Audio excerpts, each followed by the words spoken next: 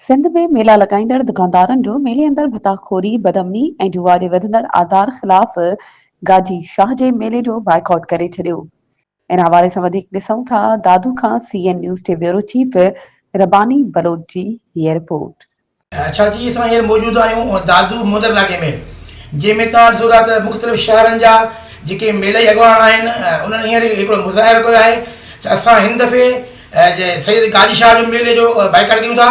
असां सां जेको मेला जो सिपा सलार मौजूदु आहे, वधीक असां साईं खां पुछा कंदासीं हुन छो बाइकाट कयो आहे ऐं हुन छा चवणु आहे। असांजो अर्ज़ु आहे त असां जेॾीमहिल बि उते वञूं था त मुख़्तलिफ़ कया सारायूं आहिनि।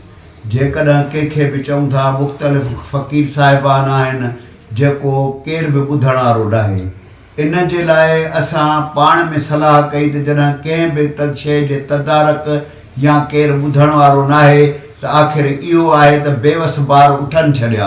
अच्छा, हिन मेले में मुख़्तलिफ़ जेके सूबनि जा दुकानदार हूंदा आहिनि, तव्हां हिते जो कयो एहतिजाज तव्हां पैगाम हर कंहिंखे ॾींदो त छा चवंदो?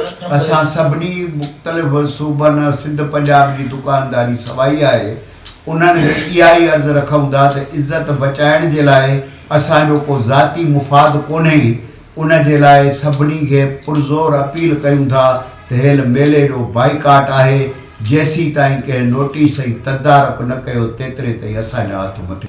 जी, तव्हां जेके अॻवान आहिनि, तव्हां अॻवाननि जी ॻाल्हि ॿोल ॿुधी, उन्हनि जो इहो चवणु आहे त अगरि जेको उतां जा रहाकू आहिनि असांजे ॻाल्हि ॿोली मचनि था त असांखे रिज़क रोज़ी हर कंहिंखे ज़रूरत आहे, असां दुकानदार कंदासीं, जे न त ही बाइकाट असांजो जारी रहंदो।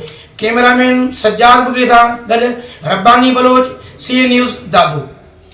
वधीक ख़बरुनि ऐं अपडेट्स जे लाइ असांजे चैनल खे सब्सक्राइब कयो ऐं हा, बेल आइकन खे प्रेस करणु न विसारिजो त जीअं असांजी हर नई अचण वारी वीडियो तव्हां ताईं पहुची